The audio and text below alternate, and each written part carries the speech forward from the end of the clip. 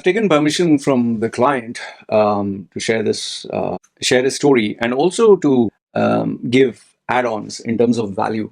Okay, I'll give you in a nutshell what happened. So this guy follows my content. He's in his 30s, and lo and behold, he got this marriage proposal, and he spent time with this girl. He spent time with this girl. Parents spent time with the getting to know the girl. The girl's parents got to know the boy, and they spent time together. And after a very long time, after I think nearly 6 years of searching for a proper proposal, he finally got one girl whom he felt is, I think this is the girl who I should be spending my life with.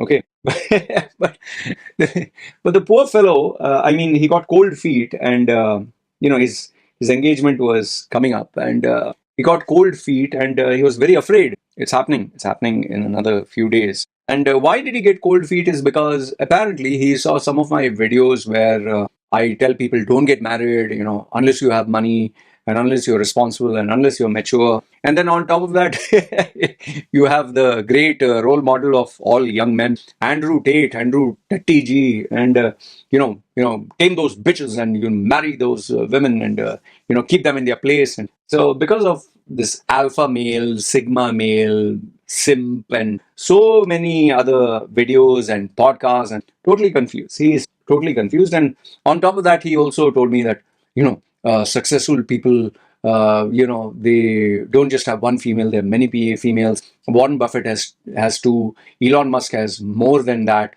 Then Elon's father has also. Then what? Jeff Bezos, he, look at the female. Oh my goodness! I was like, yo, what? Okay. So I had to calm him down, and he said, "Please, genuinely give me advice, because it's not only the question of my life; it is a question of my family's, her life, my family. I'm very scared. I'm very afraid." I calmed him down, and what advice was specific for him, I gave him. Okay, and I told him, "Okay, is it all right? I make a video, and I'll give you the other bits, so you don't have to pay for another session. He already finished one session. Say I'll give it to you on a." Like a wedding gift kind of a thing. He said, I'll be most grateful. Okay. So this video is not only for him, it is for you guys, where I'm going to share with you the positive sides. See, I made enough and more.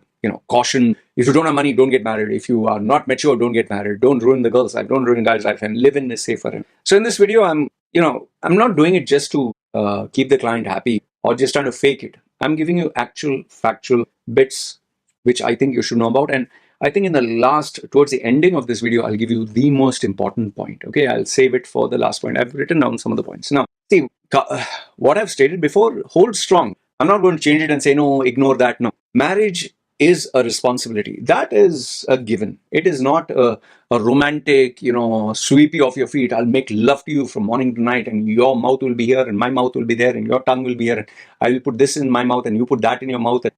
Baba, that is not marriage. Marriage is, according to me, this thing is a responsibility. There are different. You ask Sadhguru, he'll have one version. You ask maybe a love guru, the bullshitter Jay Shetty, he'll tell you some other long drawn romantic nonsense. You ask Andrew Tate, he'll be like, fuck those bitches and put them in their place. What color is your Bugatti? Okay. So according to me, it's a responsibility. Why? Because you're responsible for the life of a woman, and you're responsible that when you do have a child, you're responsible for that. And my values are more traditionalistic in the sense that man is the head of the family. A woman is the support. She will always support you towards helping. That doesn't mean woman is inferior. It just means in terms of responsibility, you are much more. And there should be a hierarchy of values. And, you can't have both the people shouting and screaming at the same time. You need to have that respect that head of the family gets, then wife, and then kid. Okay, so I'm a bit of a traditionalist over there. You can call me old timer. That doesn't matter.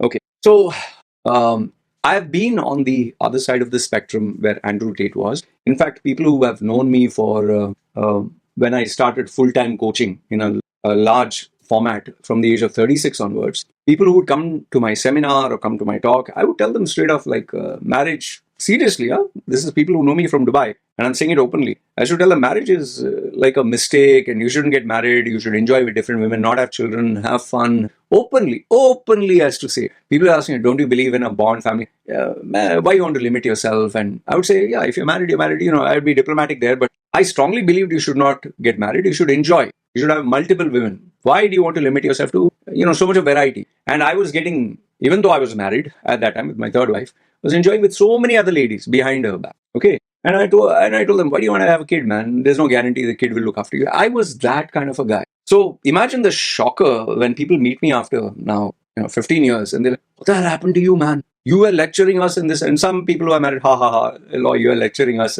I changed. Like some people say, yeah, I thought you're alpha male, you're a simp. No, I still occupy the position of authority in my family. I still get the respect. Why I changed is because I made up my decision to choose a life partner based on a couple of factors. Now, what are those factors? I'll just give you in a nutshell. One is I stay alone here in Samui, in a forest, alone. There's nobody here. No mother, father, brother, sister, friends, nothing. I want to focus on my book. So obviously, if you're alone, you want someone, right? There's how much can you keep getting a new girlfriend, having fun for 1 week, 2 weeks, 3 months, and then bye bye, then you get a new one. You can get an STD. That's the least of your worries.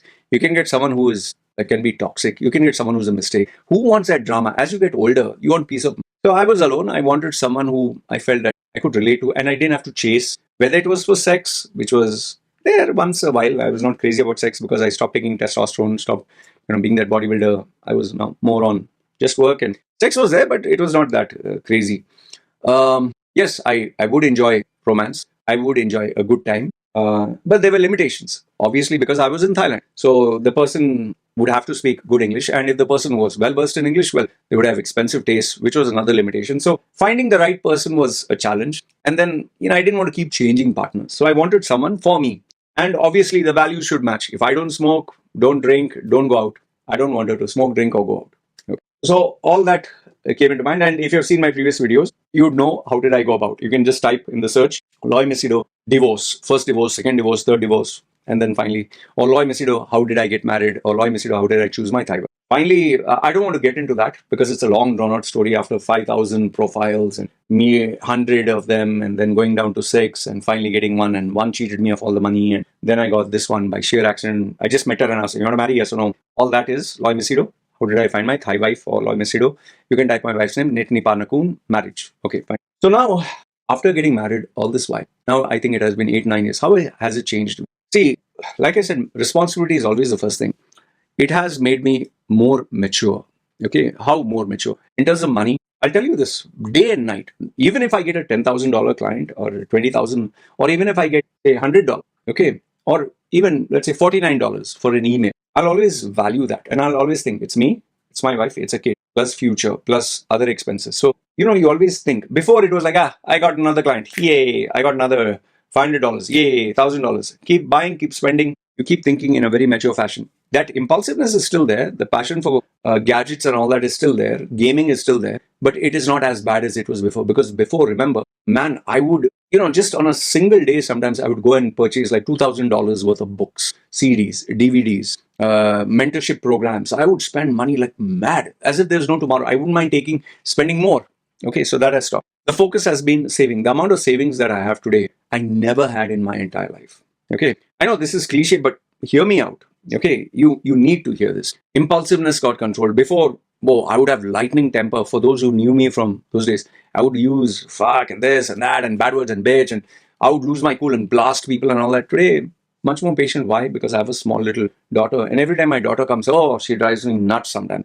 Today, I woke up at around, I think, 4 in the afternoon. After a late night with the client, having client calls. I've been very busy, that. So after my baby was hyper and my wife was in a different mood, I just woke up with a heavy head because you sleep late. I told her I want a coffee and this and that, and I was very grumpy with her. I told her I want a white chocolate macchiato. And when she was asking me too many questions, I nearly kind of snapped, but I controlled myself. Then she told she'll leave the baby here. So I told the kid, don't disturb me. I'm in a grumpy mood or whatever. Went for the shower. When I came back here in my room, I had my towel. My daughter must have assumed that I'm already dressed up. So she was about to come in. See, silly thing. Minute she pushed the door, I've told her to knock before entering. She pushed the door. I immediately screamed. I don't want to see my daughter to see me naked, obviously. So I told her, I'm dressing. I raised my voice. Oh, my daughter said sorry. But little did I know that, it kind of maybe hurt her feelings because I shouted. And when I sat down here, I couldn't hear her anywhere in the house. And when I saw the cameras, which I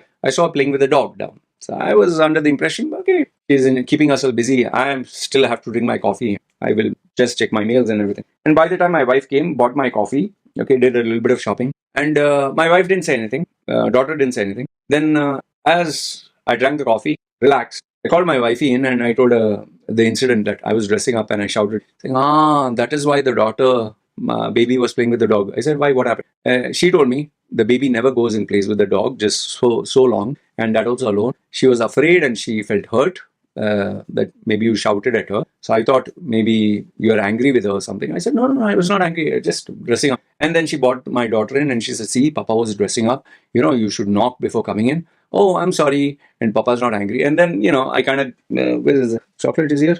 I gave her that M&M's chocolate, which I have here. I don't know where I kept it. Okay. I gave it to her. I gave her, I said, see, Papa, when he's dressing up, he should not come in. He should knock. Oh, sorry, Papa. And, I apologized to her, gave her a hug. Then I told her, I'm not angry with mommy. Papa gets angry sometimes, especially when he gets up, he's grumpy. And I hugged the mother, spoke to her nicely. So everyone was happy. So, why I'm sharing this silly little incident is you become mindful of all this. Now that I know that my daughter will feel hurt if I raise my voice, and if she's playing down, which she normally doesn't do, means there's something bothering her. So now I'm going to be a better father to her. If I see her playing down, maybe I'll go down. Hey, what happened? Is everything okay? So that makes you a better, more understanding father, a more understanding human being, a better leader, and someone who has more empathy. Today, I'll tell you, my wife and I understand each other through our signals. Just the way she wakes up in the morning, I even know when she's going to get her periods. I even know that when she's in pain. I know when she's grumpy. I know when she is not in a very good mood. I know when she is worried without even talking to her. And that is how I'm able to buy, let's say, prawns or shells or some surprise for her or the baby. And she's like, how do you know this? I told her, because I'm married to you now for so many years. I understand. I can read through it. And many a times, even without telling her, she's able to understand me. Like she's able to, your leg is paining, right? I said, how do you know? I didn't walk or nothing. I could make out with just the way you just passed by. Or she's saying, you want a head massage? I know your head is paining. Like I didn't tell her anything. Sometimes she would say that, like she would clean up the house. She would just clean up the house like a surprise because she knew that I was in a bad mood that day. So what happens is you grow as a human being. And, from the father that I was to my baby to what I am today, I'm so sensitive about small things. Like before I used to use the word, you can check one of those videos where that female from Saudi ran away to Canada. Just watch that video. I can't get her name here. And she went into the OnlyFans business and she made a ruckus of a reputation. In that video, I use, I think, maybe 20, 30 times, or maybe the whole video I'm using the fuck, fuck, fuck, fuck, fuck. I just don't stop. I'm constantly using profanity. I'll tell you this. It's my wife has never told me don't use bad words. Neither has my daughter said. But when my daughter is nearby, when I want to say like, even get angry, I'm like, what the, like, I just like, I control myself. So many times when I'm driving the scooter, my daughter's like, hey, Papa, oh, Papa, let's go here. I want, in my head, this is in my head. I want to behave yourself, like, just, use that voice or maybe just pull her. But then I think, man, she's a small little creature. Her bones are so soft and she has no friend other than me. She has no father figure. She has no role model. I am her world. I am that giant man, that father figure. If I hurt her feelings, who will she go to? Who will she cry to? Maybe the mother. But is it right for me to even raise my voice just because I can? Because I'm a grumpy old fart? So then, it makes you so self-aware. Even when I want to sometimes, be angry with my wife or say something. Yes, I have failed a couple of times where I tell, what the hell is this? Why the house is in a bloody mess and you told you'll wash. Here's a funny thing. If you're not married, you'll always argue and fight for the stupidest thing. Toothpaste was used, shampoo was not shampoo, body wash. Why did this thing is there? Why is there toys in the thing? Why the clothes are not washed? Why is the curry made more spicy? I mean, I lose my cool over silly, stupid things. Why the floor is not mopped? Even sometimes, why you didn't put a bathroom a bathroom spray? It's stinking. We have silly things. But then I think that if I were to raise my voice, because the daughter, she's a small child, right? She sees, oh, they're fighting. So then, it's like you bite your tongue. You're like, so then I go in a calm voice. Did you put the spray in the bathroom? Or why is this a mess? Just clean it. Like, you mellow down, you change. Why? Because you're constantly thinking of others and you become an understanding person. And then, obviously, I told the savings, you save money. And not only you, my wife herself, you'll not believe the rent I'm paying at 60% less than what I used to pay. It's all because of her. Purchases. If I want to buy anything, whether it's fruits or whether it is beef jerky or chocolates or shirts or, I just have to tell my wife and she will source out somehow. She'll source out the best value for money. Whenever I give her money, I'm telling you, I'm lucky here. She invests in gold. So, she doesn't spend money. And where the baby is concerned, it's like you realize there's more to life than just you. You become a mature person. Your world doesn't revolve around, like, even when I'm playing a video game, sometimes I say, I think my baby likes to see, okay, come, come, come. Even though it's irritating, even though I like my space, even though I want to be, because my daughter, what is this, what is that? And you jump and this and that. And I have to relax. You want to be here? Watch quietly. So you think about her. Even when I buy anything for me, the first thing I'll think of my baby and my wife. When I want to eat a burger, I think, "Wow, man, I'm eating a burger alone. My daughter would love a McDonald's because McDonald's is open nearby. Like, I think, okay, I'm going to have this juicy burger by myself. I'm enjoying. Wouldn't my daughter feel happy? So you keep thinking about, one day when I took my daughter, I'll tell you, I took my daughter, I had to, 2, 3 places, had to go. And I was, once again, grumpy old, this thing, I finished a client, drank extra coffee, slept less. So you become grumpy, grouchy. So as we were going, my daughter first wanted something from 7-Eleven. I think it was milk, that milk, this thing. And then she wanted a chocolate, which I said, okay, fine. And then as we are going, we pass by McDonald's, because it's in the middle and then we go straight. She said, Papa, and I want McDonald's, I want burger, I want French fry, I want juice. I kind of got irritated. It's like, I already bought you the bloody milk. And, I was thinking, I didn't tell her.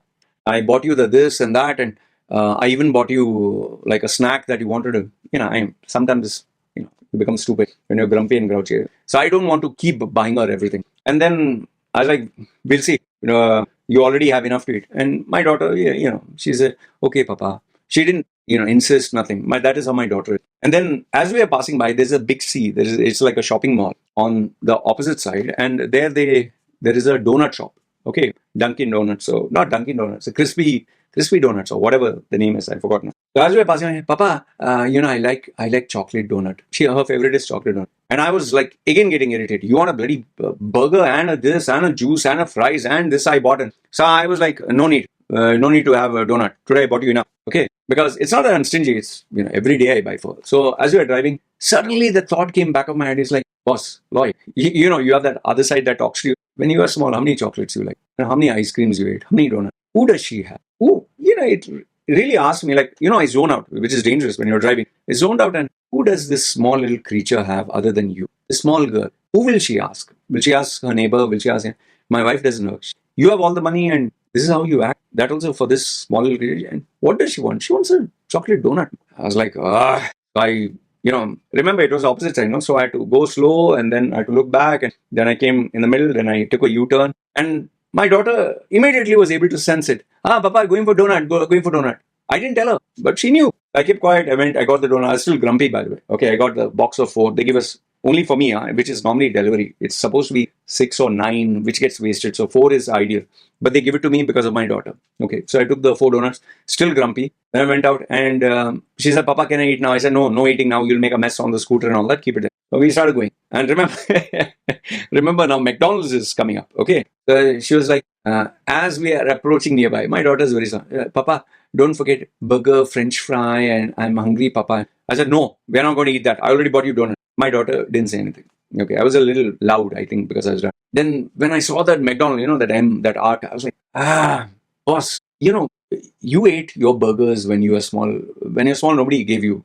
You bought with your own money. Tomorrow your daughter will grow up and she'll go. Then what will you do? Shove these burgers up your ass? The money you saved? I was like, okay, fine. I stopped. And the minute I saw my daughter, yay, Papa bought burger. So I was like, yeah, right. I kept quiet. Then, you have to look left and right. And then we crossed again. And, the staff, they know me because I'm tattooed. I bought. And that lady was like, oh, you want special burger for your baby? I said, my daughter said, yes. I didn't have to say anything.